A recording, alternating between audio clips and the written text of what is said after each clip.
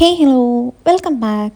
കുറച്ച് നാളുകളായിട്ട് ഞാൻ അപ്ലോഡ് ചെയ്യാമെന്ന് പറഞ്ഞൊരു വീഡിയോ ആയിരുന്നു ഈ ഒരു ഡ്രസ്സിൻ്റെ സ്റ്റിച്ചിങ്. അപ്പം ഇന്നത്തെ വീഡിയോയിൽ നമുക്കിത് നോക്കാം. ഇതിന് വേണ്ടി എല്ലാ സാധനങ്ങളും ഞാനെടുത്ത് റെഡിയാക്കി വെച്ചിട്ടുണ്ട്. ബാക്കിൽ സിബ് വെക്കുന്നുണ്ട്, സിബ് സെറ്റാക്കിയിട്ടുണ്ട്. ഈ ഒരു വർക്ക് മെറ്റീരിയൽ ഞാൻ 1.25 മീറ്ററാണ് കേട്ടോ എടുത്തിരിക്കുന്നത്. ഫ്രണ്ടിലേക്ക് മാത്രമാണല്ലോ വെക്കുന്നത്. പിന്നെ ബാക്കിലേക്കുള്ള ഈ ഒരു പ്ലെയിന് 2.25 മീറ്ററാണ് എടുത്തിരിക്കുന്നത്. നമുക്ക് റഫിൾസിനും കൂടെ കൂട്ടിയിട്ടാണ് അത്രയും എടുത്തിരിക്കുന്നത് കേട്ടോ. പിന്നെ ലൈനിങ് ആയിട്ട് ക്രേപ്പും ഞാൻ 2.25 മീറ്റർ തന്നെയാണ് എടുത്തിരിക്കുന്നത്. ഫസ്റ്റ് തന്നെ ഞാനതിൻ്റെ ലൈനിങ് ആണ് കേട്ടോ കട്ട് ചെയ്യണത്. അപ്പോൾ ഞാനിതിപ്പോൾ ചെയ്യുന്നത് ഒരു എക്സ്ട്രാ സ്മോൾ അളവിലേക്കാണ്. അപ്പോൾ അതിന് എനിക്ക് ഷോൾഡർ വേണ്ടത് ഒരു 13 ഇഞ്ചാണ്. അപ്പോൾ അതിൻ്റെ പകുതി 6.5 ഇഞ്ച് ഞാനിവിടെ മാർക്ക് ചെയ്ത് കൊടുത്തു. പിന്നെ അതിൻ്റെ കൂടെ തയ്യൽ തുമ്പായിട്ട് ഒരു 1.5 ഇഞ്ചും കൂടി ഇട്ട് കൊടുക്കുന്നുണ്ട് കേട്ടോ.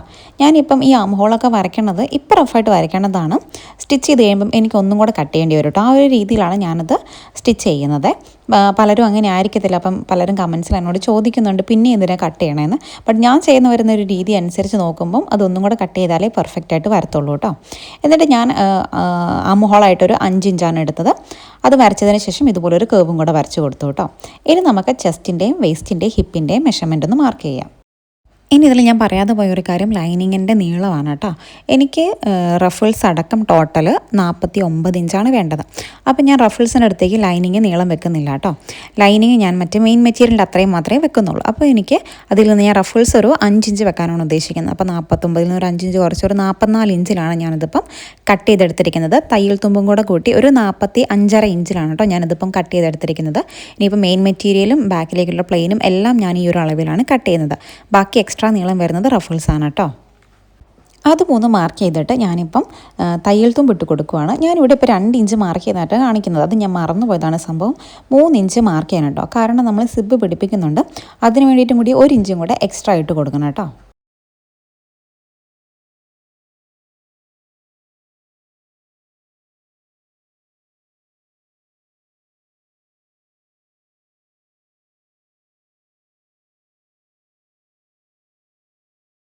ഇപ്പോൾ ലൈനിങ് രണ്ടും ബാക്കും ഫ്രണ്ടും സെപ്പറേറ്റ് ആക്കി ഞാനൊന്ന് എടുത്തിട്ടുണ്ട്. എന്നിട്ട് ഫുൾ ഇങ്ങനെ ഒന്ന് പേൾ പിന്ന് വെച്ച് കുത്തി വെച്ചേക്കുവാണ് കേട്ടോ. കാരണം ഇത് വെച്ച് വേണം നമുക്ക് നമ്മുടെ മെയിൻ മെറ്റീരിയൽ കട്ട് ചെയ്തെടുക്കാൻ വേണ്ടിയിട്ട്. അപ്പോൾ ഞാൻ ആ മെയിൻ മെറ്റീരിയലും അതിനനുസരിച്ചൊന്ന് കട്ട് ചെയ്തെടുത്തിട്ടുണ്ട്, ബാക്കിൻ്റെയും ഫ്രണ്ടിൻ്റെയും. നമുക്ക് ആദ്യമേ ബാക്ക് പീസിൻ്റെ നെക്ക് ഒന്ന് കട്ട് ചെയ്യാം. അപ്പോൾ മെയിൻ മെറ്റീരിയലും അതിൻ്റെ മുകളിലായിട്ട് ഞാൻ ക്രേപ്പ് മെറ്റീരിയൽ ഇതുപോലെ വെച്ച് കൊടുത്തിട്ടുണ്ട്. അപ്പോൾ എനിക്ക് back neck correct measurement neck വിടുത്ത് വേണ്ടത് 2.25 ഇഞ്ചാണ്. ആ 2.25 ഇഞ്ച് മാർക്ക് ചെയ്തു. എന്നിട്ട് ഞാനൊരു 1/2 ഇഞ്ചും കൂടെ കൂട്ടി 3.25 മാർക്ക് ചെയ്ത് കൊടുത്തു കേട്ടോ. ഈ ഒരു മെഷർമെൻറ്റ് അനുസരിച്ചാണ് കട്ട് ചെയ്യുന്നത്. ഇത്രയും കൂട്ടിയിടാൻ കാരണം സിബ് വെക്കുന്നുണ്ട്. അപ്പോൾ സിബ് അവിടെ അടിച്ചു പോകുമ്പം ഒരു കുറച്ചവിടെ കുറയും. ആ ഒരു കുറവ് നമുക്ക് നെക്കിൻ്റെ വിടത്തിൽ ബാധിക്കാതിരിക്കാൻ വേണ്ടിയിട്ടാണ് കേട്ടോ ഒരിത്തിരി കൂട്ടിയിടുന്നത്. ഇനി താഴേക്ക് ഞാനൊരു 1 ഇഞ്ചാണ് ഇറക്കം കൊടുക്കുന്നത്. അതും കൂടി ഒന്ന് മാർക്ക് ചെയ്ത് ചെറിയൊരു കേവ് വരച്ചൊന്ന് കട്ട് ചെയ്തെടുക്കുവാണേ.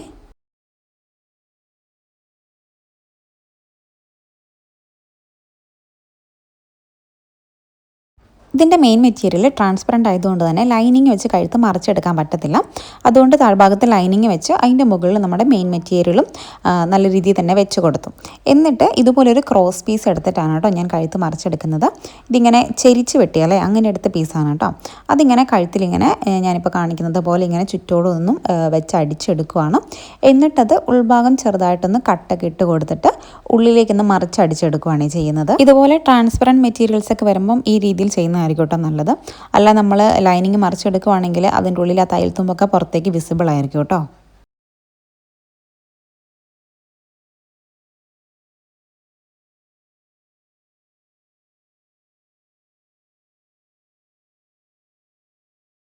അങ്ങനെ ചെയ്തപ്പോൾ ഇതുപോലെ നല്ല നീറ്റായിട്ട് തന്നെ നമ്മുടെ നെക്ക് കിട്ടിയിട്ടുണ്ട്. ഇനി ഇതിൻ്റെ സിബിനുള്ളത് നോക്കാം നമുക്ക്. അപ്പോൾ ഞാനതൊന്ന് കറക്റ്റ് ലൈനിങ്ങും മെയിൻ മെറ്റീരിയലും ചേർത്ത് കറക്റ്റായിട്ടൊന്ന് പേൾ പിന്ന് കുത്തി ഇങ്ങനെ ലെവലാക്കി ഒന്ന് വെച്ചിട്ടുണ്ട്. ഇനി നമുക്കിതിൻ്റെ സെൻറ്റർ പോർഷൻ ഒന്ന് കട്ട് ചെയ്യണം. അപ്പോൾ ഇതുപോലെ രണ്ടായിട്ട് ഇതൊന്ന് മടക്കണം. അപ്പോൾ മടക്കുമ്പോൾ നമ്മുടെ ലൈനിങ്ങും മെയിൻ മെറ്റീരിയലും ഒന്നിച്ച് മടങ്ങി വരാൻ വേണ്ടിയിട്ട് നോക്കണം കേട്ടോ. അതിന് മുന്നേ തന്നെ ഞാനിതിൽ ഷോൾഡർ സ്ലോപ്പും കൂടി ഒന്ന് കൊടുക്കുവാണ്. അപ്പോൾ ഞാനൊരു 3/4 ഇഞ്ചിലാണ് ഇപ്പോൾ ഷോൾഡർ സ്ലോപ്പ് മാർക്ക് ചെയ്തിരിക്കുന്നത്. ഇങ്ങനെ ഒന്ന് ചെരിച്ച് വരച്ചതിന് ശേഷം അതൊന്ന് കട്ട് ചെയ്തെടുക്കുവാണേ. ഇനി സിബിനായിട്ട് അവിടെ സെൻറ്റർ ഒന്ന് കട്ട് ചെയ്യണം. അപ്പോൾ എനിക്ക് സിബിൻ്റെ ടോട്ടൽ ലെങ്ത് വരുന്നത് ഒരു 15 ഇഞ്ചാണ്. അപ്പോൾ ഞാനൊരു 13ലാണ് കേട്ടോ കട്ട് ചെയ്യുന്നത്. അപ്പോൾ 13 ഞാൻ മാർക്ക് ചെയ്തു. എന്നിട്ട് അവിടം വരെ ആ സെൻറ്റർ ഭാഗം ഒന്ന് ഓപ്പൺ ആക്കി കൊടുക്കുവാണേ. കട്ട് ചെയ്തതിന് ശേഷം അത് അനക്കാതെ തന്നെ ഞാൻ അങ്ങനെ തന്നെ ഒന്ന് പേൾപ്പിനും കൂടെ കുത്തി കൊടുക്കാം കേട്ടോ. ലൈനിങ്ങും മെയിൻ മെറ്റീരിയലും മാറിപ്പോകാതിരിക്കാൻ നമുക്ക് ആദ്യം തന്നെ അവിടെ ഒന്ന് വെറുതെ ഒരു സ്റ്റിച്ച് കൊടുക്കാം. കാരണം കുറച്ചുകൂടെ ഈസി ആയിട്ട് നമുക്ക് അടിക്കാൻ വേണ്ടിയിട്ട്, ഇല്ലെങ്കിൽ നമ്മൾ ഈ ലൈനിങ്ങും പിടിച്ചുകൊണ്ടിരിക്കണം, മെയിൻ മെറ്റീരിയലും രണ്ടും കൂടെ നമുക്ക് ഭയങ്കര ടാസ്ക് ആയിരിക്കും. അപ്പോൾ ആദ്യം തന്നെ വെറുതെ ഒരു സ്റ്റിച്ച് അവിടെയും കൊടുത്തു വെക്കാം കേട്ടോ.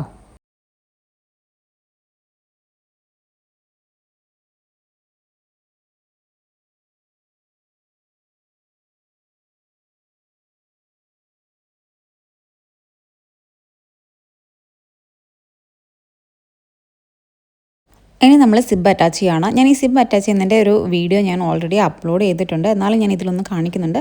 ഇനി കൂടുതലായിട്ട് മനസ്സിലാകാത്തവരുണ്ടെങ്കിൽ ആ ഒരു വീഡിയോ കണ്ടു നോക്കിയാൽ മതിയേ. ഇതിലിപ്പോൾ ഞാൻ ജസ്റ്റ് ഒന്ന് പറഞ്ഞു പോകുന്നേ ഉള്ളൂ. അപ്പം നമ്മുടെ സിബ് അടയ്ക്കുന്ന രീതി തന്നെ നല്ല പെർഫെക്റ്റ് രീതിയിൽ തന്നെ ഇതുപോലെ വെക്കുക. അതിനുശേഷം ഇങ്ങനെ ഒന്ന് മറിച്ച് അവിടെ വെച്ചൊന്ന് അടിച്ചെടുക്കുകയാണ് ആദ്യം ചെയ്യുന്നത്. അവിടെ മുകളിലൊരു പ്ലാസ്റ്റിക്കിൻ്റെ ഇത് കാണുന്നില്ലേ, അതാണ് കേട്ടോ നമ്മുടെ എൻഡ്. അപ്പം അവിടം വരെയാണ് കൃത്യം വെക്കേണ്ടത്. ഇങ്ങനെയൊന്ന് ജസ്റ്റ് മറിച്ച് വെച്ച് ആദ്യം നമുക്ക് ആ സൈഡിൽ കൂടെ വെറുതെ അടിച്ചെടുക്കാം, സിബ് അവിടെ നിൽക്കാൻ വേണ്ടിയിട്ട്. അപ്പോൾ നമുക്ക് നോക്കാം, ജസ്റ്റ് ഒന്ന് ക്ലോസ് ചെയ്തൊക്കെ നോക്കുമ്പോൾ നമുക്ക് മനസ്സിലാവും നമ്മൾ സിബ് വെച്ചിരിക്കുന്നത് കറക്റ്റാണോ എന്ന്. ഈ ഒരു മെറ്റീരിയൽ ആയതുകൊണ്ട് തന്നെ കുറച്ച് ബുദ്ധിമുട്ടൊന്ന് ഹാൻഡിൽ ചെയ്യാൻ വേണ്ടിയിട്ട്, അതുകൊണ്ട് ഞാൻ പേൾ പിന്ന് വെച്ച് എല്ലാം ഒന്ന് കുത്തി വെക്കുന്നുണ്ട് കേട്ടോ, എങ്ങനെ അടിക്കേണ്ടതെന്നുള്ളത്. സിബ് ഇവിടെ വെച്ചിട്ട് ഈ മറിക്കുന്നത് ഇതേ രീതിയിൽ തന്നെ മറിക്കണം, അല്ലെന്ന് വരിക്കും നമുക്കത് തെറ്റിപ്പോകും കേട്ടോ. അപ്പോൾ ശരിക്കും ശ്രദ്ധിക്കണം ഏത് ഭാഗത്തേക്കാണ് മറിച്ചെടുക്കുന്നതെന്നുള്ളത്. ഇനി നമ്മൾ അടിക്കുവാണെങ്കിലും ഇതിൻ്റെ താഴെ ഇഞ്ച് വരെ അടിക്കരുത്. അതിനേക്കാൾ ഒരു ഇഞ്ച് മുകളിലേക്ക് വിട്ടിട്ട് അവിടെ നമ്മൾ 1 ഇഞ്ചോ 1/2 ഇഞ്ചോ അത്രയും മുകളിലേക്ക് മാർക്ക് ചെയ്തിട്ട് അവിടെ വരെ അടിച്ച് നിർത്താവുള്ളൂ കേട്ടോ.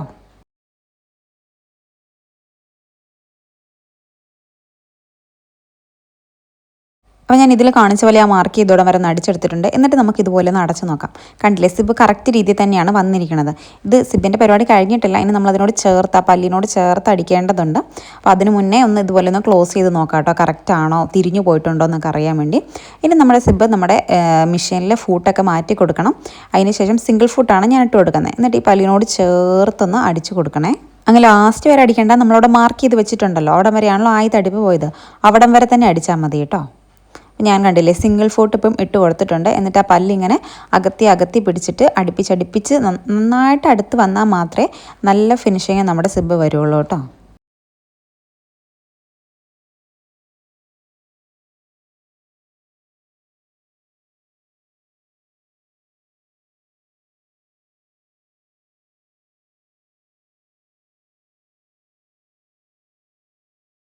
ഓപ്പോസിറ്റ് സൈഡ് അടിക്കുമ്പോഴും ഫൂട്ട് ചേഞ്ച് ചെയ്യണമെന്നില്ല, നമ്മുടെ തുണി തിരിച്ചിട്ടിട്ട് അതേ രീതിയിൽ തന്നെ ഇങ്ങോട്ടേക്കും അടിച്ചാൽ മതി കേട്ടോ.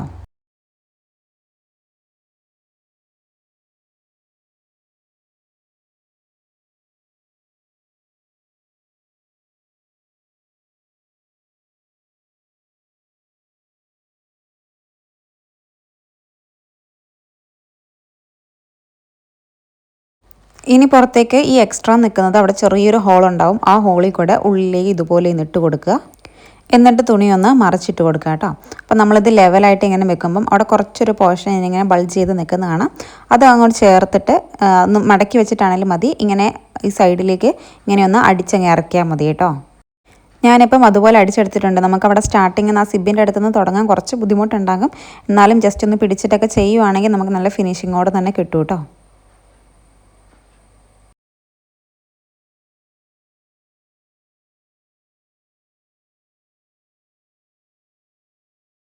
ഇനി സിബിൻ്റെ മുകൾ ഭാഗത്ത് ഇങ്ങനെ നിൽക്കുന്നതിന് നമ്മൾ അവിടെ തന്നെ തയ്യൽ തുമ്പുണ്ടല്ലോ, അതിലേക്ക് ഇങ്ങനെ ഒന്ന് മടക്കി വെച്ചിട്ട് ഒരു സ്റ്റിച്ചും കൂടെ കൊടുത്താൽ മതിയേ.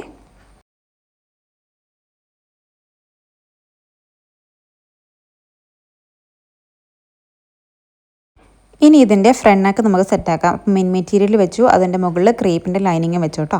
അപ്പോൾ നമുക്ക് ആക്ച്വൽ വിഡ്ത്ത് വേണ്ടത് 2.25 എന്നാണല്ലോ പറഞ്ഞത്. ആ ഒരു ആക്ച്വൽ വിഡ്ത്ത് 2.25 തന്നെ ഇവിടെ മാർക്ക് ചെയ്തു. എന്നിട്ട് താഴേക്ക് ഇറക്കമായിട്ടൊരു 3 ഇഞ്ചും കൂടിയാണ് കേട്ടോ. എക്സ്ട്രാ സ്മോൾ ആയതുകൊണ്ടാണ് ഞാൻ 3 ഇഞ്ച് ഇട്ടത്. മീഡിയം ഒക്കെ ആകുമ്പോൾ ഞാനൊരു 3.25 ഇഞ്ചിലേക്കൊക്കെ പോകാറുണ്ട് കേട്ടോ ഇറക്കം എടുക്കുമ്പോൾ. അതിന് ശേഷം ഇതുപോലൊരു കേവും കൂടെ വരച്ച് കൊടുത്തിട്ട് നമ്മളതൊന്ന് കട്ട് ചെയ്ത് കളയാണ്. നമ്മൾ ബാക്ക് നെക്ക് എങ്ങനെയാണോ ചെയ്തത് അതേ മെത്തേഡ് തന്നെയാണ് കേട്ടോ ഫ്രണ്ട് നെക്കും ഫിനിഷ് ചെയ്യുന്നത്. ഒരു എക്സ്ട്രാ പീസ് എടുക്കുകയാണ്, ക്രോസ് പീസ് എടുത്തിട്ടാണ് അടിച്ച് മറിച്ചാണ് നെക്ക് ഫിനിഷ് ചെയ്തെടുക്കുന്നത്.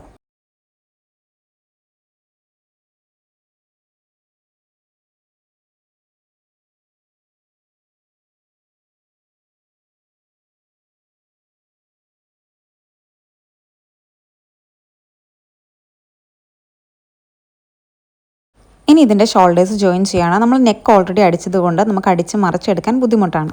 അതുകൊണ്ട് ഞാനിങ്ങനെ ചീത്തവശം ചേർന്ന രീതിയിലിട്ടിട്ട് മുകളിൽ കൂടെ ഷോൾഡറിന് മുകളിൽ കൂടെ വെറുതെ ഒരു സ്റ്റിച്ച് ഭയങ്കര സൈഡിൽ ചേർത്താണ് ഒരു ഫ്രസിൻ്റെ വീതി ഒന്നും ഞാൻ എടുക്കുന്നില്ല, വളരെ സൈഡിൽ ചേർത്ത് ഇങ്ങനെ ഒന്ന് അടിക്കുന്നു.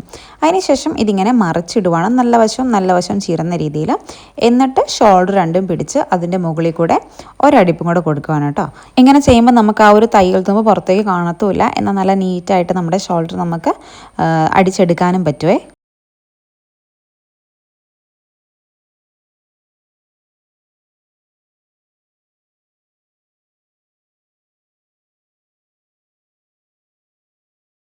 ഇങ്ങനെയാണ് കറക്റ്റായിട്ട് ഞാനിതിൻ്റെ ഷോൾഡർ ഒന്ന് കട്ട് ചെയ്യുന്നത്. 13 ഇഞ്ചാണല്ലോ പറഞ്ഞത്. അപ്പോൾ ഞാൻ 6.5 രണ്ട് ഭാഗത്തേക്കും വരുന്ന രീതിയിൽ സെൻറ്ററിൽ നിന്ന് അങ്ങനെ വെച്ചാൽ 13 ഇഞ്ച് മാർക്ക് ചെയ്തു. തയ്യൽ തുമ്പായിട്ട് ഒരു 1/2 ഇഞ്ചും കൂടെ മാർക്ക് ചെയ്ത് കൊടുക്കുന്നുണ്ട് കേട്ടോ. അതിനനുസരിച്ച് ആ ഒരു 1/2 ഇഞ്ചും കൂടെ മാർക്ക് ചെയ്തല്ലോ, അവിടെ നിന്ന് താഴേക്കായിട്ട് ആം ഹോൾ എക്സ്ട്രാ സ്മോൾ ആയതുകൊണ്ടാണ് 5 ഇഞ്ച് എടുക്കുന്നത്. ആ ഒരു 5 ഇഞ്ച് താഴേക്കും കൂടെ മാർക്ക് ചെയ്തു. എന്നിട്ട് ഈ കേവും കൂടെ വരച്ച് അതൊന്ന് കട്ട് ചെയ്തെടുക്കുവാണ് കേട്ടോ.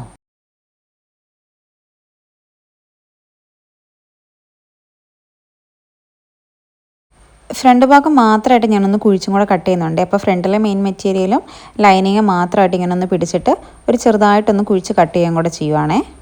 ഇനിയിപ്പോൾ ഇത് സ്ലീവ്ലെസ് ആയിട്ടാണ് ചെയ്യുന്നതെങ്കിൽ നമ്മൾ കഴുത്തിന് വെച്ച പോലെ ഒരു ക്രോസ് പീസ് തന്നെ എടുക്കുക. എന്നിട്ട് നമ്മൾ കഴുത്തിന് ചെയ്ത അതേ പ്രോസസ്സ് തന്നെ ഇവിടെയും ചെയ്യാം കേട്ടോ. ഇങ്ങനെ നല്ല ഭാഗത്ത് വെച്ച് അടിച്ചതിന് ശേഷം ഉള്ളിലേക്ക് മറിച്ചടിക്കുക, അങ്ങനെയാണ് ചെയ്യണത്. ബട്ട് ഇവിടെ ഞാനൊരു കുഞ്ഞ് സ്ലീവ് ആഡ് ചെയ്ത് കൊടുക്കുന്നുണ്ട്. അപ്പോൾ ഞാൻ ഒരു സ്ലീവൊക്കെ ആഡ് ചെയ്ത് കൊടുത്തിട്ടുണ്ട് കേട്ടോ. ഇനി ഇതിൻ്റെ നമുക്ക് സൈഡ്സൊക്കെ ഒന്ന് ജോയിൻ ചെയ്തെടുക്കുക. അപ്പോൾ ഞാൻ എൻ്റെ മെഷർമെൻറ്റിനനുസരിച്ചിട്ട് കറക്റ്റ് ഒന്ന് മാർക്ക് ചെയ്ത് വെച്ചിട്ടുണ്ട്. അതിലൂടെ ഒന്ന് അടിച്ചെടുക്കുകയാണ് കേട്ടോ. എന്നിട്ട് ലെങ്ത്തും നമുക്ക് കറക്റ്റായിട്ടൊന്ന് കട്ട് ചെയ്തെടുക്കാം. ജസ്റ്റ് നോക്കാം, ചെക്ക് ചെയ്തിട്ടൊന്ന് കട്ട് ചെയ്ത് കളയാൻ ആവശ്യമുണ്ടെങ്കിൽ. എന്നിട്ട് താഴ്ഭാഗം ഒന്ന് മടക്കി അടിച്ചെടുത്തിട്ടുണ്ട്.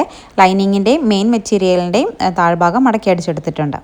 ഇനി നമുക്കിതിലേക്ക് റഫിൾസ് വെക്കണം. അപ്പോൾ ബാക്കി മെറ്റീരിയൽ എടുത്തിട്ട് ആ ഒരു 5 ഇഞ്ചിലെടുത്ത് നമുക്കൊന്ന് കട്ട് ചെയ്തെടുക്കുകയാണ് വേണ്ടത്. അപ്പോൾ ഞാൻ ഈസി ആയിട്ടൊന്ന് കട്ട് ചെയ്തെടുക്കാൻ വേണ്ടിയിട്ടാണല്ലോ ഇതുപോലെ ഒന്ന് മടക്കി കൊടുക്കുന്നത്. അപ്പോൾ നമുക്ക് കുറച്ച് കട്ട് ചെയ്താൽ മതിയല്ലോ. ഇനി ആ മെഷർമെൻറ്റ് കറക്റ്റായിട്ട് മാർക്ക് ചെയ്തിട്ട് നിങ്ങൾക്ക് വേണമെങ്കിൽ 2 മടക്കായിട്ട് വെക്കാം. ഞാനിപ്പോൾ ഇവിടെ 2 മടക്കായിട്ടാണ് കൊടുക്കുന്നത്. അപ്പം ആ 5 ഇഞ്ചിൽ തന്നെ 2 മടക്കായിട്ട്, അപ്പം നിങ്ങൾ 10 ഇഞ്ചിൽ ഒരു തയ്യൽ തുമ്പ് കൂടെ കൂട്ടി 11 ഇഞ്ചിൽ ഇറക്കത്തിൽ കട്ട് ചെയ്തെടുത്താൽ മതിയാവും. അപ്പം നിങ്ങൾക്ക് കുറേ കൂടുതൽ തുണി വേണ്ടി വരും. തുണി ഇല്ലെന്ന് വരികിൽ ഒരൊറ്റ മടക്കിലാണെങ്കിലും ചെയ്താൽ മതി കേട്ടോ.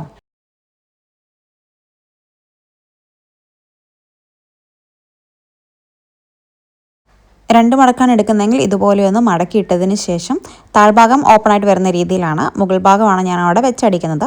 അവിടെ ഇങ്ങനെ ലൂസായിട്ടുള്ള സ്റ്റിച്ച് ഇട്ട് കൊടുക്കുക കേട്ടോ. നമ്മുടെ ഇതിനകത്ത് സ്റ്റിച്ചിൻ്റെ ലെങ്ത്ത് കൂട്ടുക. അതിനുശേഷം അതിലൂടെ അങ്ങ് അടിച്ചു കൊടുത്തിട്ട് ചുരുക്കി ഇതുപോലെ എടുത്തിട്ടാണ് കേട്ടോ ഞാൻ അടിച്ചു കൊടുക്കുന്നത്. റഫിൾസ് ഓൾമോസ്റ്റ് സെറ്റാക്കിയിട്ട് നമ്മുടെ മെയിൻ മെറ്റീരിയൽ ഇതുപോലെ നിവർത്തി വെച്ച് കറക്റ്റ് ആക്കിയതിന് ശേഷം നമുക്ക് സ്റ്റിച്ച് ചെയ്താൽ മതി കേട്ടോ. അല്ലെങ്കിൽ ഭയങ്കര ബുദ്ധിമുട്ടായിരിക്കും. അപ്പോൾ ഇങ്ങനെയൊന്ന് വെച്ച് നോക്കി കറക്റ്റ് ലെങ്ത്തിനാണോ വരുന്നത് നോക്കുക. ഇല്ലെങ്കിൽ റഫിൾസ് അങ്ങോട്ടും ഇങ്ങോട്ടേക്ക് ഒന്ന് അഡ്ജസ്റ്റ് ചെയ്യുക കേട്ടോ. അതിന് ശേഷം അതൊന്ന് അടിച്ചെടുത്താൽ മതി.